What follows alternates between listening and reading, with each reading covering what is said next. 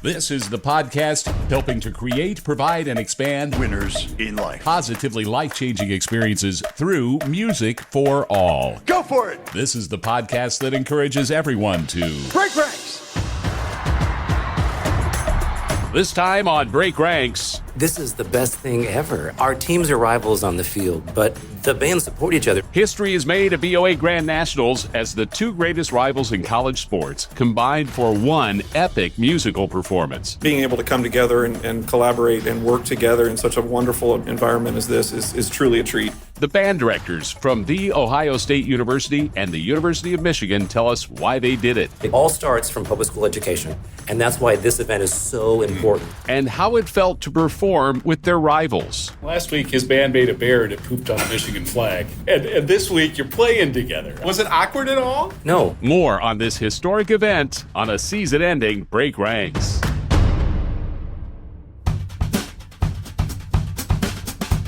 The 2024 Bands of America season drew to a spectacular close. 113 bands took part in our Grant National Championships in Indianapolis, November 14th, 15th, and 16th.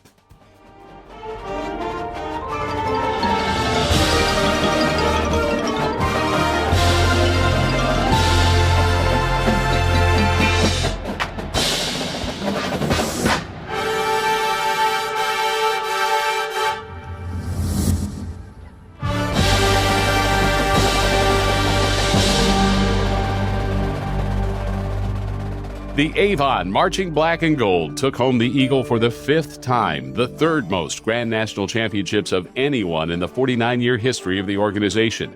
Avon did it by sweeping all three captions in an undeniable finals performance of their 2024 show, Mondriesque. Alfred Reed's rushing Christmas music stirred the hearts of the judges and the audience and opened a floodgate of memories in the minds of fans who've been around competitive marching music long enough to know just how special that piece of music is. Avon finished the season with a 97.3, almost a full point ahead of second-place Carmel High School of Indiana and third-place Broken Arrow of Oklahoma. On the sheets, BA and Carmel tied at 96.35, but per BOA rules, Carmel's higher general effect score was used to break that tie. The Pride of Broken Arrow received the Al Castronovo Esprit de Corps Award, and the invitation to be in the 2026 Rose Parade went to Franklin High School of Tennessee. As I said, Avon now has 5 Grand Nats titles, just behind Carmel with 6, and Marian Catholic is still at the top of the heap with an amazing 7 Eagles.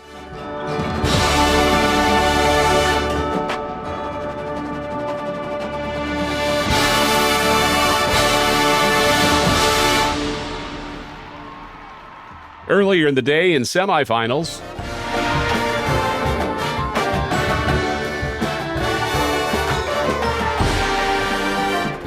class champions were crowned, and Murray High School of Kentucky took all 3 captions to be crowned the 2024 Class 1A national champion, with another Kentucky school, Bourbon County, in second, and Ohio's Archbishop Alter in third.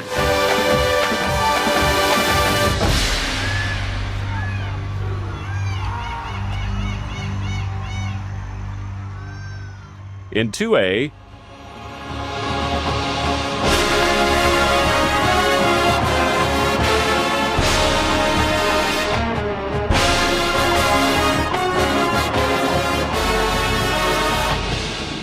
the Tarpon Springs Outdoor Performance Ensemble took yet another Grand Nationals Class 2A championship trophy just ahead of South Carolina's Catawba Ridge and Norwin High School of Pennsylvania. Tarpon also swept the captions in their class and in finals placed 4th, just a shade behind Carmel and Broken Arrow.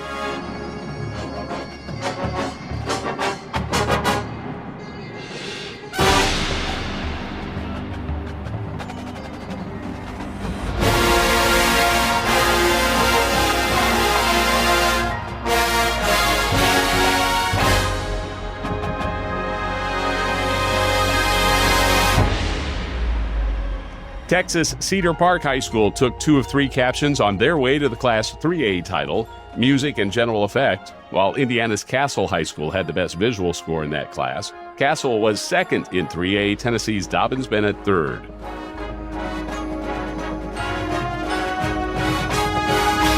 And finally,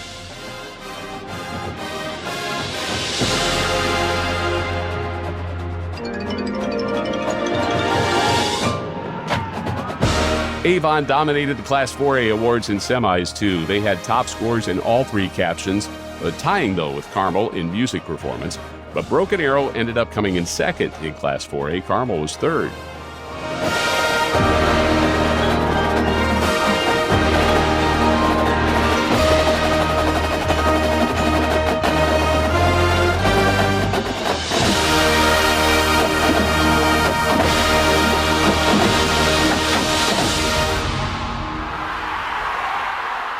For the rest of our final break ranks of the season, I want to focus on some history that was made at the end of semifinals Saturday afternoon.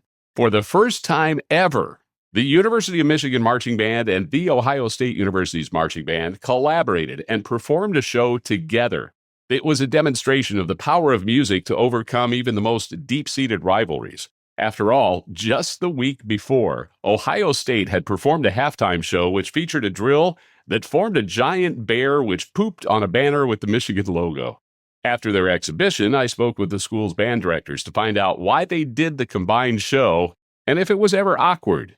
But before they performed, I chatted briefly on the sidelines with Bands of America's Sam Cantor, who worked tirelessly for years to make this historic event possible. You were largely instrumental in making this happen. It's about to happen. What does it mean to you? Oh my God, it's just so exciting. We've been working on this for 8 years to get these two bands together. And it just proves to everyone in the world that music is far more important than the rivalries.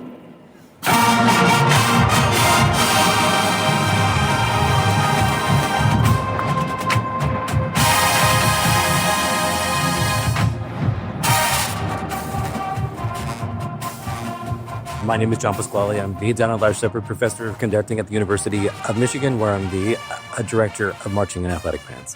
Chris Hoke, I'm the Director of Marching and Athletic Bands at The Ohio State University. I can't believe what I just saw. I texted a friend of mine. I won't say which college he went to and which color he bleeds, but he said this is a sign of the end times. This should be happening. So I don't know how many people even thought this was possible. Why did you guys agree to do this? John? You know, I appreciate the question. I mean, this is the best thing ever. Our teams are rivals on the field, but the bands support each other. Music is a beautiful thing. We all come together. We play music. We are supportive of each other. Whenever BOA asked us if both Ohio State and us would do this, I'm like, oh, hell yeah, we're in. Because it is such a cool thing, to be able to come out with a fabulous band and create music for everybody. It's just so special. How could you not want to do that? I was fired up about it, I'll tell you. Yeah, absolutely. I agree wholeheartedly. This was a no-brainer. When we were asked to do this, we had a quick conversation. It was no discussion. Yeah, we're doing this. We're in. It's great. Sure, there's absolutely a rivalry. We know that. We understand that. That rivalry exists every single time we play each other in football. But I'll tell you what, as John said, the bands are two of the finest marching bands in the country. And being able to come together and collaborate and work together in such a wonderful environment as this is truly a treat. Very special. And it's also really special for us to be able, I am standing next to a genius in our field, both in terms of music and creative vision. The shows are fantastic. That's what the beauty of marching band does and the beauty of music is. We all kind of lift each other up, right?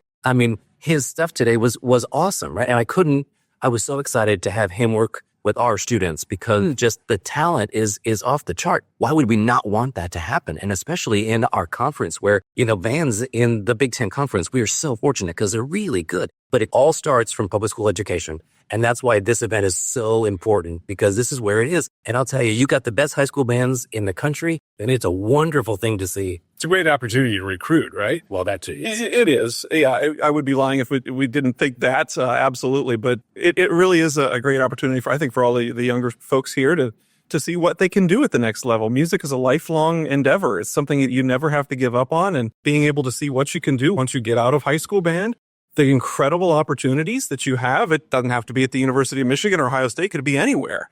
But the incredible opportunities that these kids will have in college and beyond, it's amazing. They need to see that and they need to experience that. And I think, hopefully we'll have encouraged some young folks to become lifelong musicians.